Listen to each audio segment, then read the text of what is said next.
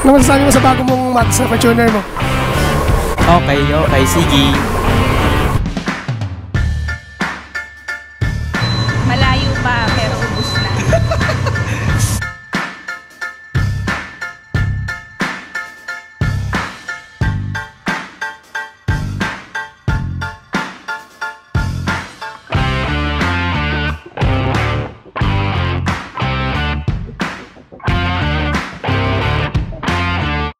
What's up mga idol? This is Teo PH once again and welcome to another episode of our vlog mga Lodi. For today's video, I am very excited kasi finally ay magpapalit po tayo ng mags dito sa ating Toyota Fortuner, which is matagal ko nang pinaghandaan kasi hindi po biro ang gastos pag nagpalit ka ng mags at saka tires. So ngayon, nakapag-decide ako na magpalit ako ng 20 inches na mags and tires. So nakita ko sa Facebook yung R&H Tire Supply, which is located sa Novaliches near SM Fairview. So puntahan po natin ngayon and i-check po natin kung anong mags ang swak sa ating Fortuner and at the same time yung swak sa ating budget. Kaya mga idol, samahan niyo po ako ngayon. So magkita-kita po tayo. Papunta na po ako sa R&H Tire Supply. See you!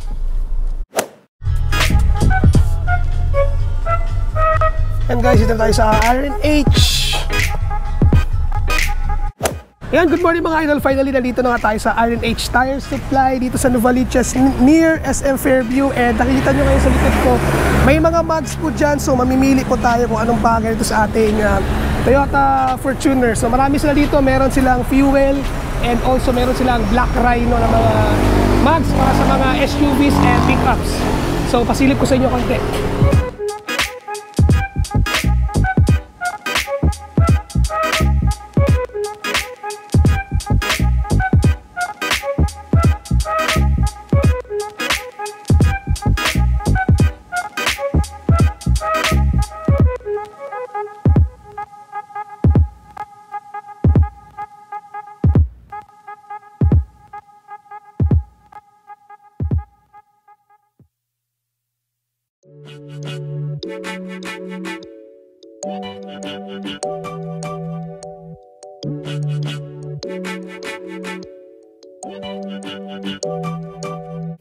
So yun mga idol, nandito na po tayo ngayon sa mga rack ng mga fuel mags kasi nakapag-decide na ako na fuel mags yung ating kukunin. Ayan, nakakita nyo po, mga 20 inches po yan.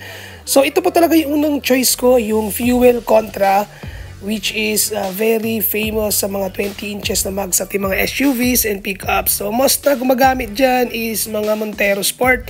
Marami na ako nakita ng mga Montero Sport na nakamags ng ganyan. So proceed na po tayo dito sa ating second option, which is yung Fuel Vapor. So sobrang nagandalin ako sa mags na to and most na gumagamit dito is mga pickups. So tingin ko mas bagay siya sa mga 17 to 18 inches para pang baddagulan talaga yung itsura ng mags na to. So ako naman ang hanap ko ay medyo sporty look, tapos syempre medyo matapang ng konti. So nakapag-decide na ako na pipiliin ko ay...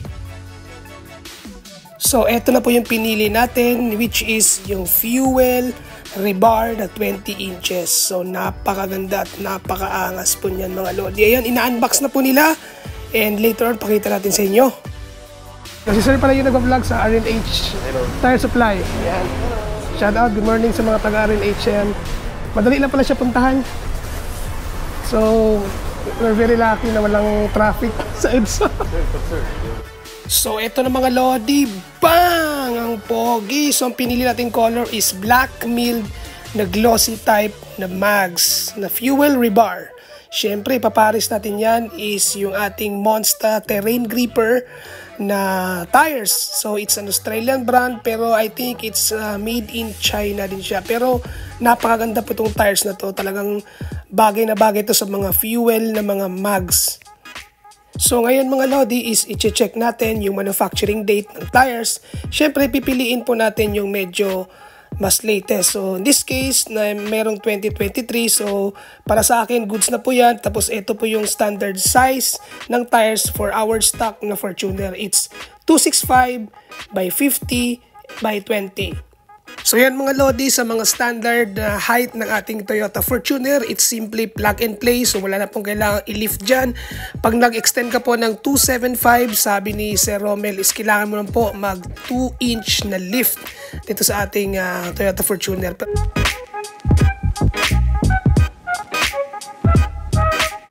So eto na mga Lodi, wala nang patumpik-tumpik pa, ikakabit na yung ating Monster Terrain Gripper na tires dito sa ating fuel rebar na mags, which is 20/9. So napakaganda po niyan pagka kinabit sa ating Toyota Fortuner. So dito may machine sila ginagamit sa pagkakabit ng tires, kaya confident po tayo na hindi po magasgasan yung ating mags.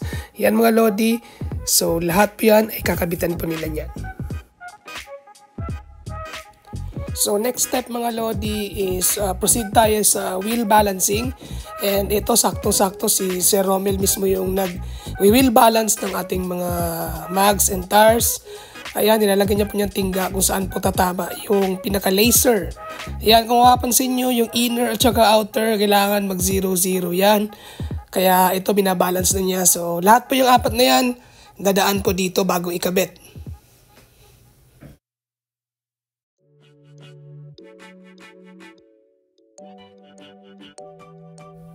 Yan mga Lodi, finally ito na nga, nag 0-0 na nga yung ating tires. So it means na balance na po yan. So ready na po tayo para ikabit yan. So after wheel balancing mga Lodi, ito na nga, nilalagyan na po ng hangin.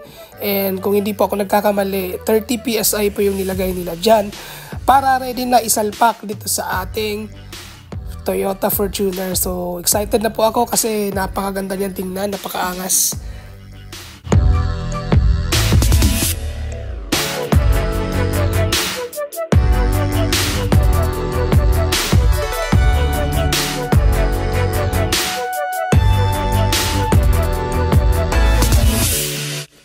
So eto mga Lodi, pinupunasan na po yung naka-engrave na Monster Terrain Gripper dito sa ating tires.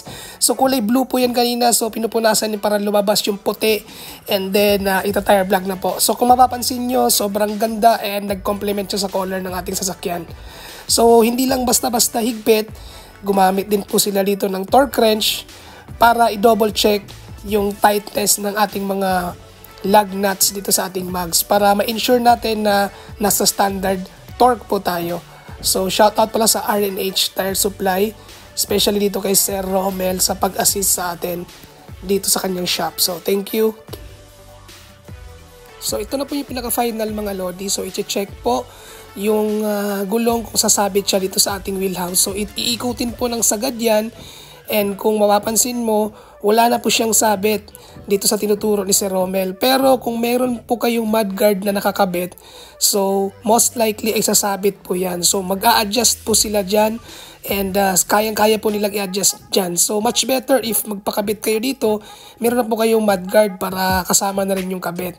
And then sa other side, dito sa may bumper, so wala naman po siyang sabit. So dito lang talaga.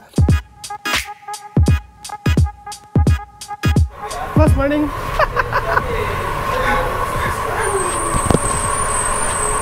Ano masasabi mo sa bago mong mag sa Fortuner mo? Ayos ha? Okay, sige.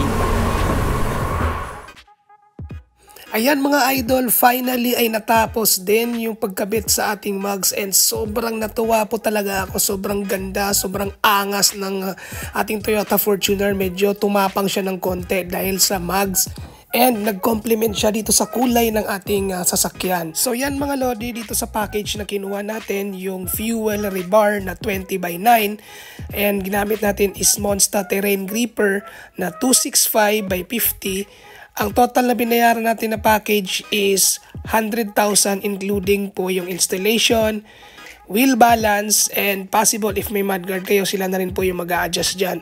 And kung okay na okay yung condition ng inyong mga stock na tires and mugs, pwede din po nilang i-appraise yun. So punta lang po kayo dito and mag-usap-usap po kayo ni Sir Romel kung magkano po yung appraise value ng inyong mugs para makamenos naman po kayo doon sa total package na i-avail nyo.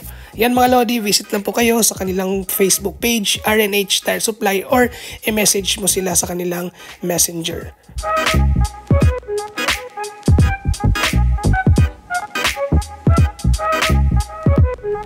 Ayan mga idol, I hope nabigyan ko po kayo ng idea dito sa ating mugs and tires installation dito sa ating Toyota Fortuner. Dito lang po yan sa RNH Tire Supply sa Novaliches near SM Fairview. Kaya mga idol, sa lahat ng gusto magpakabit ng mugs, fuel mugs, Rhino, Black Mamba, and any other all-terrain mugs na para sa mga SUV nyo, just visit RNH Tire Supply. Ayan, ilalagay ko po sa description box. And kindly visit their Facebook page and look for Sir Romel para sa inyong mga inquiries. Ayan mga Lodi, hanggang dito na lang po yung ating vlog, and maraming salamat po sa pagsama sa ating vlog for today. Magkita-kita po tayo sa next episode ng vlog. This is Teo PH once again. Live, love, and ride!